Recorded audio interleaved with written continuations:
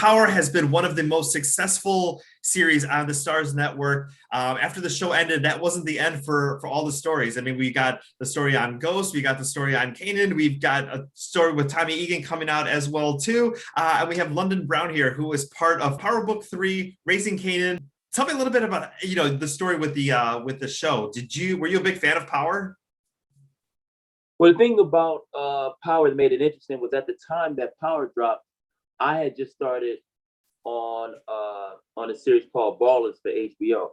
So I was a fan of the show, even though I had never watched the show. I was a fan of it because I knew that the show was good, and I remember just always hearing the buzz about Power. So I didn't watch the show because I so badly wanted to be a part of the show. So I just couldn't. I didn't even want to watch it because I couldn't do it. And so when this swung around for the opportunity to audition for Power, I didn't even know I was auditioning for Power because I thought the series had ended. When I actually kind of found out well after the fact that I was a part of the Power universe, which was really, really dope for me. So it was exciting once I realized that I was going to be a part of the thing that I wanted to be a part of. And it worked out. It fell into place, man. How long into the process did you actually get to meet 50 Cent? Shout out to 50. I met 50. We did like the first cast table read. So maybe I flew out to New York, and then maybe within a week of after they actually said I got it, maybe a week, we did a big table read, and I spoke to him really briefly, and then and that was that, man. It was real quick. I just touched down with him and just said hey, and we pounded it up, and that was it.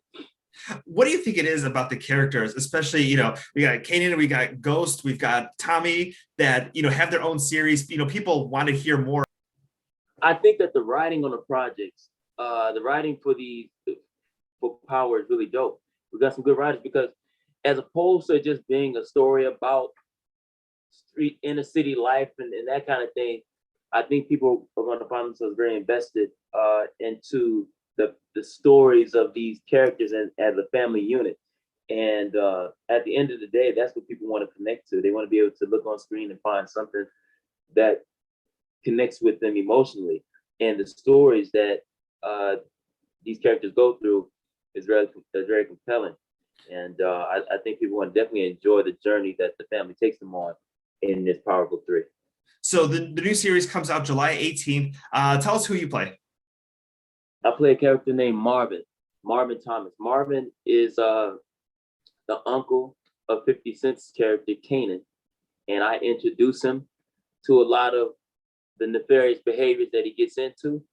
I'm like the muscle of the group. I'm not always, my intentions are good, but the way I go about things isn't necessarily the best way. I jeopardize a lot of everything of what we built. And so I'm just trying to, I just want a little respect at the end of the day. And I do give my respect, but it's all, Marvin is driven by love and loyalty to his family. So that's the basis of all of it.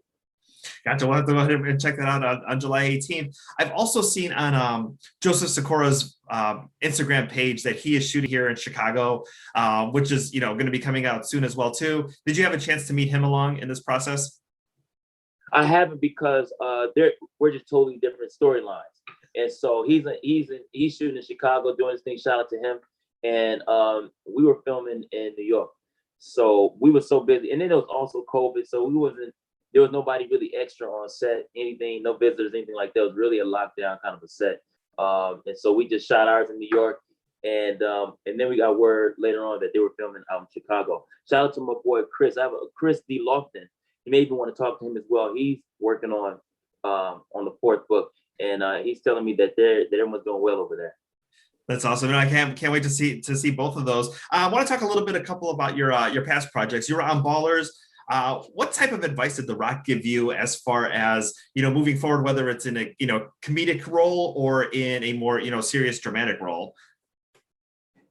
Dwayne, we spoke a few times, often, I guess, on set, but one of the things that I did get from him not he didn't have to say it to me directly, but the advice I got from him from watching him is just to remain very focused. You know, I remember we have a call time, let's just say 6 a.m. and Dwayne would be in the gym like 3, 4 in the morning. And that's one of those things that I picked up from him is just, I'm like, if Dwayne can find time to make it to the gym before set, then I should be able to have enough discipline to do that as well. So that's just one of those things that I realized that, you know, putting the discipline to working out is going to carry over into the discipline, into the things that I actually want to do. But I don't like going to the gym, but I go because it's a mental discipline and a focus. There's a focus that comes with that kind of work ethic that I realize most successful people have. And so that's one of those things I got from him that I still use today. Well, I think, you know, I think you put on your favorite songs, you do your 30 minutes or, you know, 45 minutes there, and you become a whole nother person. Even though if you don't want to go, you're always thankful afterwards because you always feel more refreshed or have more energy than you would have if you just got out of bed and rolled on to set. Absolutely. Absolutely. It's one of those things where you realize you feel accomplished later on throughout the day, all because you sacrificed to do something that you didn't want to do but needed to do. So I always appreciate a good workout. Oh, exactly. Another project that you were on was Bronzeville, which was an audio series. Lorenz Tate, who is from Chicago, is on it. Also, Lawrence Fishburne, Tika Sumpter. What was it like to be a part of that series, telling the stories here of Chicagoland? Well, I got called for Bronzeville because I met Lorenz Tate on a previous film that I did. Shout out to Kyla Pratt. It was a film we did called Back to the Good Life. And so they called me, and by the time we finished that film, they were super cool. And they said, and the brothers called me and said, "Yo, we got something else we want you to do. It's in LA." I was like, "Cool, let's go for it." I read the script. I thought it was really, really nice, man. It was good. It was telling and talking about Chicago and just the Black essence of Chicago at that time. And I like the character I played. I think I played a couple characters. One was named Ace, and Ace was just a menacing guy. And I kind of like playing those characters because I'm so not those kind of people.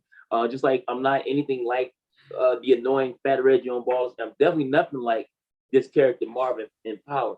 And so when they called, I was like, man, anything that kind of just pushes me out of my comfort zone, then I'm looking forward to taking on that. So I can, again, just continue to build my resume and stretch my range. And Lorenz Tate was good. His brothers were good. And Tika and everybody else. And Lawrence Fishburne everybody was really cool, man. Good energy, good vibes. And it's a good story. And I think I was doing the second or third season. They're doing really, really well. People are loving the storyline. People don't like my character on there. They're telling me, you know, I'm getting all kind of interesting hate tweets and stuff. But it's not me. It's all, you know, it's just the character he's cutting up. But I'm glad people are invested in the character and really enjoy what's going on. So it's good, man. I have no complaints. You know, I don't, you know, want to say any names off the top of my head, but there's so many times where people play a villain on TV and you read an interview of they're like, "I'm not that person. I'm playing somebody. Yeah. Don't come and scream things at me. I didn't actually do this to these people. This is just who I play on television." This is just what I play on television. So it's good that people are even that emotionally caught up. And they like, you know, people come up sometimes and apologize. You know, hey man, I'm like, hey, you're not apologizing to me. I'm fine. It's the character. So please, if you don't like the character, good. It keeps my character interesting, which keeps him working. So, you know, it's all good, man. It's all good. That's the main thing there.